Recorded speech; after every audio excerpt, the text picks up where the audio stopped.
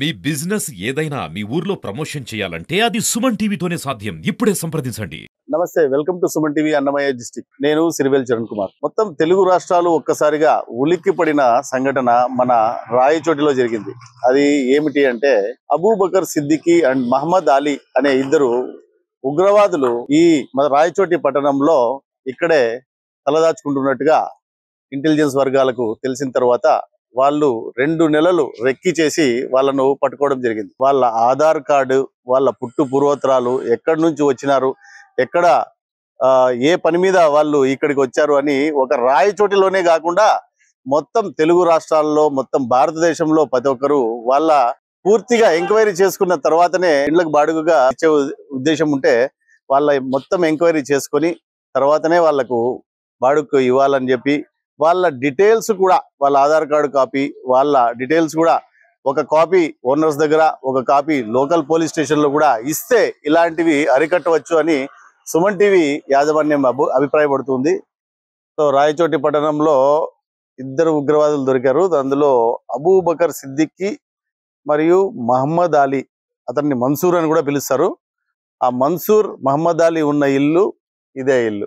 విషయం గురించి ఇదే వీధిలో ఉన్న ఇంకెవరన్నా అడిగి వాళ్ళకి ఏ విషయాలు తెలుసో అడిగి తెలుసుకునే దానికి ప్రయత్నం చేద్దాం. ఇక్కడ పోలీసులని కాపలా పెట్టడం కూడా జరిగింది. ఇక్కడ 4 రోజుల నుంచి ఉన్నారు.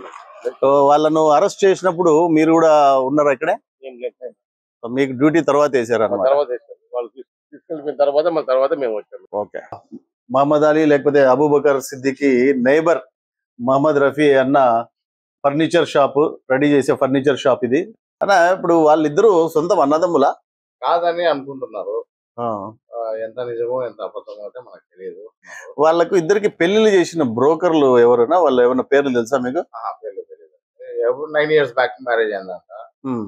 అన్నదమ్ముళ్ళు అని చెప్పుకొని ఒకరు సపోర్ట్ గా మ్యారేజెస్ చేస్తున్నారు. వాళ్ళ మనసులో ఏముండిందో ఏమనేది మనకైతే ఐడియా లేదు. 9 years బ్యాక్ మీరు ఇక్కడ లేరా? నేను ఈ వీధిలో వచ్చి 3 years అయింది. మీరు పక్కన ఇంట్లోనే ఉన్నారు ఇప్పటి వరకు. ఆయన మీకు పరిచయమా?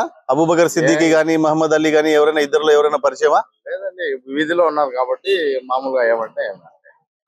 లాస్ట్ టైం ఎప్పుడు మాట్లాడారు?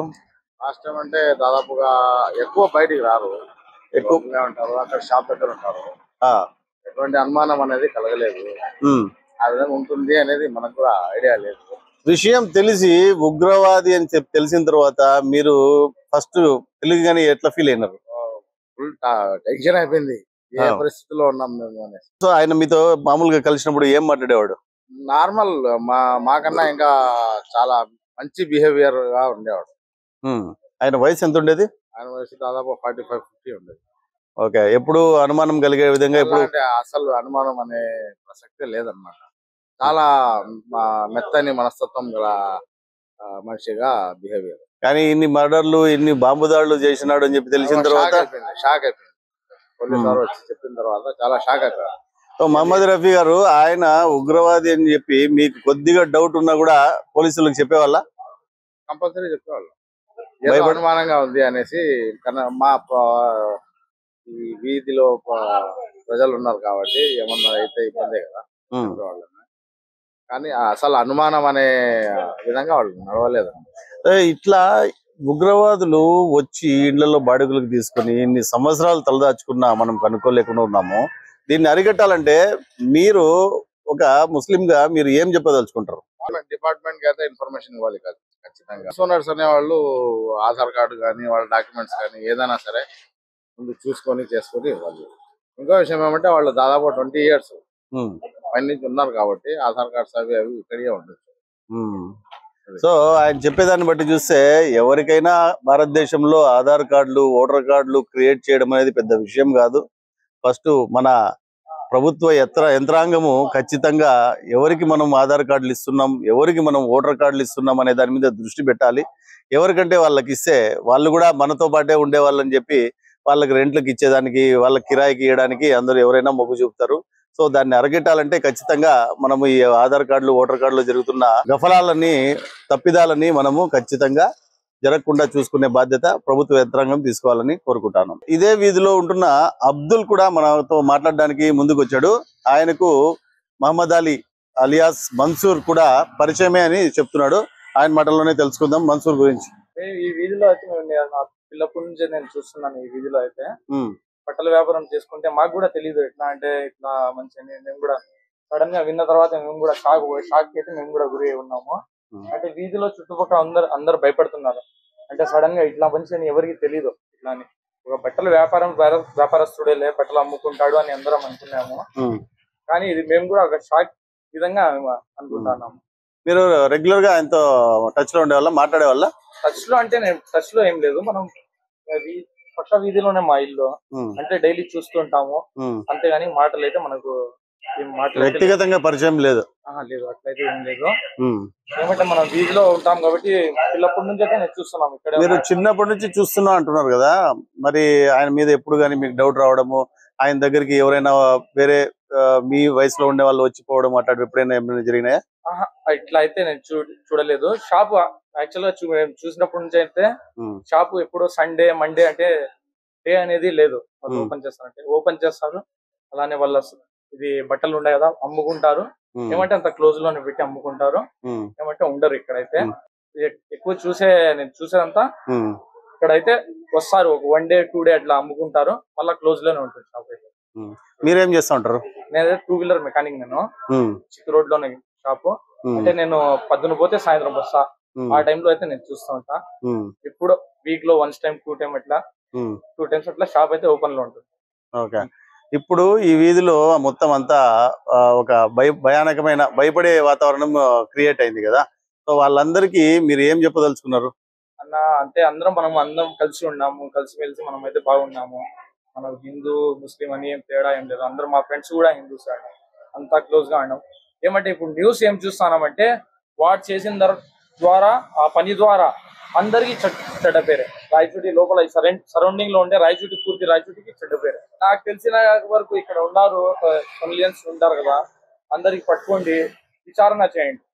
అంటే ఆ ఊరు ఎక్కడి నుంచి వచ్చాడో ఆ చుట్టుపక్కల ఈ సరౌండింగ్ లో ఎవరైతే ఉన్నారో వాళ్ళకి పట్టుకొని విచారించండి. తప్పేమీ లేదు.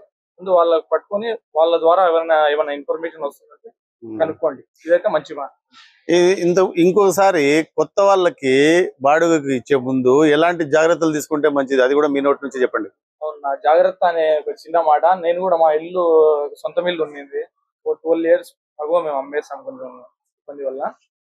ఇప్పుడైతే మేము వాళ్ళు వచ్చిన తర్వాత మనకు బాడిగలు అయితే నేను ఇప్పుడు 4500 పే చేస్తున్నా పర్ మంత్ బాడిగా. అంతకు ముందు బాడిగలు చూస్తే 2500 2000 ఈ విధంగా బాడిగలు అయితే ఉన్నాయి. ఇప్పుడు ప్రజెంట్ వీళ్ళంతా వచ్చిన తర్వాత నుంచి ఏ పక్క ఇల్లు తీసుకున్నా కూడా మన సరౌండింగ్ లో అయితే చూపించండి. ఏ పక్కన చూసుకున్నా కూడా 7000 8000 బాడిగా. అంటే ఇలాంటి వాళ్ళు ఇల్లీగల్ గా ఉండే పని చేసే వాళ్ళు వచ్చి బాడుగులకు పెంచేసినారంటారా?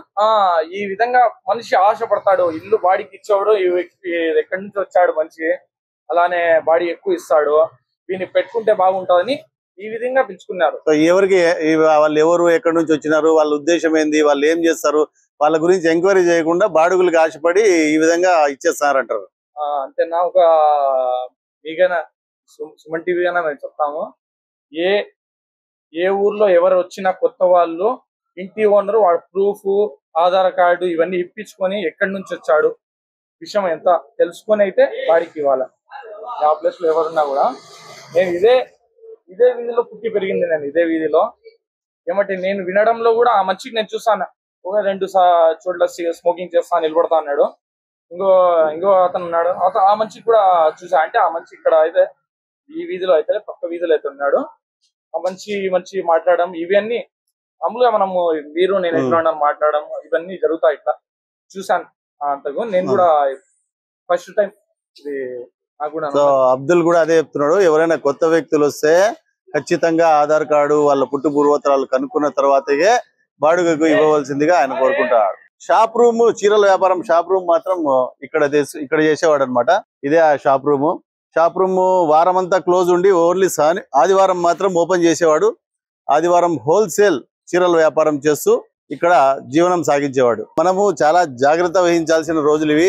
చాలా మంది మన మధ్యలోనే చీరల వ్యాపారము, గాజుల వ్యాపారము, ఇంకొక ఫుడ్ వ్యాపారము, ఇలా రియల్ ఎస్టేట్ వ్యాపారం చేసుకుంటూ మన మధ్యలోనే చాలా మంది ఉగ్రవాదులు ఉన్నారు. సో అందరూ అప్రమత్తంగా ఉండి ప్రతి ఒక్కరూ ఒక పోలీస్ అయ్యి ఎవరి మీద అనుమానం వచ్చినా పోలీసు వాళ్ళకి ఇన్ఫార్మ్ చేయవలసింది మన బాధ్యతగా గుర్తించాలి. అలాగే కొత్త వ్యక్తులది ఆధార్ కార్డు, వాళ్ళ పుట్టు పూర్వోత్తరాలు తీసుకొని తర్వాత మాత్రమే వాళ్లకు ఇండ్లకు కిరాయిగా, వ్యాపారాలకు కిరాయి గాని ఇవ్వడం మొదలు పెట్టాలి. అప్పుడే మనము ఈ ఉగ్రవాదాన్ని కూకటి వేళ్లతో ప్రకలించగలుగుతాం. పెహల్గాం సంఘటన జరిగి 3 నెలలు కూడా కాకముందే ఈ విధంగా ఈ ఉగ్రవాదులు పట్టుబడడం అందరికీ ఒక మేలుకొలుపు లాంటిదని అందరికీ తెలియజేస్తున్నాం.